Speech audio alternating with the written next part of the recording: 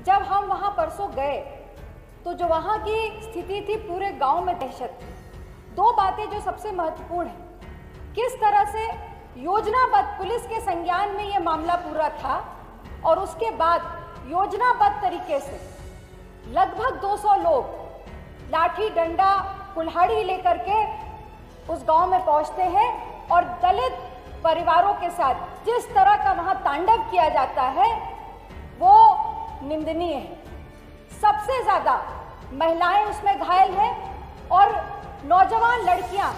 ये बेटी बचाओ बेटी पढ़ाओ का नारा देने वाली सरकार है, जिस सरकार में बेटियों के साथ जिस तरह से वहां पे दुर्व्यवहार किया गया, जिस तरह से उनका अपमान किया गया, वो बताने योग्य नहीं है।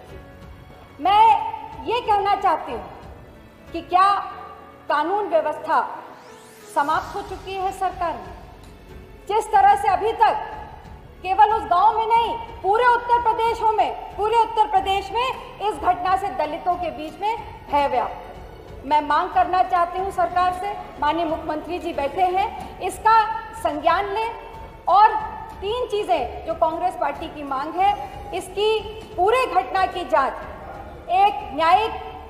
इसकी न्यायिक जांच होनी चाहिए। उन परिवारों को जो उनकी क्षति हुई है उसके लिए उनको मुआवजा मिलना चाहिए और जो अधिकारी जिनकी लापरवाही से ये घटना हुई है उनके खिलाफ सख्त से सख्त कार्रवाई होनी चाहिए। मैं आपसे विनम्र अपील करूंगा, आप वरिष्ठ नेता हैं, नौसिखिया नहीं हैं, ये सब राजनीतिक एजेंडे के हिस्से नहीं होते हैं। स्थानीय विवाद का समाधान स्थानीय स्तर पर बैठ करके होना चाहिए। इसमें आग में घी डालने का काम अगर आप लोग नहीं करेंगे तो शांति बनी रहेगी, हर व्यक्ति सुरक्षित है और सरकार इस बात की गारंटी प्रत्येक नागरिक को दे सकती है। अब ये विषय समाप्त। लेकिन याद रखना, जैसी करनी वैसी भरनी। हत्या करोगे और उसके बाद फिर कहीं से अपने बचाव का रास्ता ढूंढोगे तो मुझे लगता है कि कहीं ना कहीं रास्ता तो निकलेगा। तो सुरक्षा भी सबका करेंगे। गुंडागर्दी करोगे तो गुंडागर्दी को फिर उसी भाषा में पुलिस भी जवाब देगी और उसी शक्ति के साथ शासन उसको कुचलने का भी कार्य करेगी, चाहे वह कोई भी हो, कहीं का भी हो। फिर हम उसके साथ किसी प्रकार की मोहलत देने की स्थिति में नहीं, क्योंकि हमारी प्रतिबद्धता लोकतंत्र के प्रति है।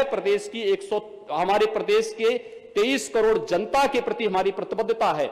उस प्रतिबद्धता के सामने किसी प्रकार का फिर कोई रियायत नहीं होगी। इसलिए कानून के दायरे में लोकतांत्रिक तरीके से अपनी बात हर व्यक्ति रखे। तोड़फोड़ करोगे, हिंसा करोगे, गरीबों के जमीनों पर कब्जा करोगे, सार्वजनिक भूमि पर कब्जा करोगे, किसी भी प्रकार की अराजकता को पैदा करने का प्रयास करोगे, ये स्वीकार्य नहीं हो सकता है और कतई नहीं स्वीकार करेंगे। ये मैं कहना चाहता, यही मुझे यहां पे कहना था कि लाख प्रयास तमाम विपक्षी नेताओं ने किया सिटीजन अमेंडमेंट एक्ट को लेकर के देश के अंदर हिंसक वारदातों के साथ साथ हिंसा फैलाने की जो एक शरारत करने का प्रयास किया है। जामिया मिलिया में एक राजनीतिक दल के नेता और विधायक का नाम सामने आ रहा है। ये बड़ी शर्मनाक स्थिति है। बाहर सड़क पे आप अपने लोगों को उकसाएंगे आगजनी करने के लिए, तोड़फोड़ करने के लिए, जगह जगह जाकर के पाकिस्तान की भाषा बोलने का कार्य करेंगे और सिटीजन अमेंडमेंट एक्ट के आधार पर देश के वातावरण को खराब करने का प्रयास करेंगे। ये चीजें कतई स्वीकार नहीं होनी चाहिए, कतई स्वीकार नहीं होनी चाहिए। महोदय, इसके अलावा मैं विपक्ष के अपने मित्रों से कहूंगा, सच को स्वीकार करना भी सीखें और सच के साथ चलना भी सीखें, क्योंकि सच्चाई स्वीकार जब नहीं कर पाता है विपक्ष, तब वो हाय तौबा करता है, तब उन्हें भारतीय जनता पार्टी के सदस्य की चिंता ज्यादा होती है। और मैं अभिनंदन करूंगा कि कम से कम हमारे विपक्ष के मित्र हमारे किसी विधायक के समर्थन में तो आए। इसके लिए आपको बधाई, राम गोविंद जी, बहुत बहुत बधाई। और मैं उस दिन का इंतजार कर रहा हूं जब आप सब भी हमारे साथ ही आकर के भारतीय जनता पार्टी का पार्ट बनेंगे।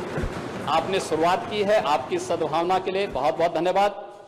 ने देखा होगा अभी हाल ही में सिद्धार्थनगर जनपद में एक नाबालिग बेटी के साथ दुष्कर्म की घटना के 5 दिन के अंदर अपराधी की गिरफ्तारी, विवेचना, चार्जशीट दाखिल करना और चार्जशीट दाखिल करने के 5 दिन के अंदर डे टू डे की सुनवाई के बाद दुष्कर्मी को आजीवन कारावास की सजा भी करवाई गई। और पास्को एक्ट के अंतर्गत इतनी बड़ी कार्रवाई पूरे प्रदेश के अंदर औरैया में 27 दिन के अंदर, और लगभग आज के दिन पर 6 दर्जन से अधिक ऐसे दुष्कर्मियों को 1 महीने के अंदर सजा दिलाई गई है जो इस प्रकार की घटनाओं में संलिप्त रहे हैं और जिनके द्वारा इस प्रकार की घटनाओं को अंजाम दिया गया है।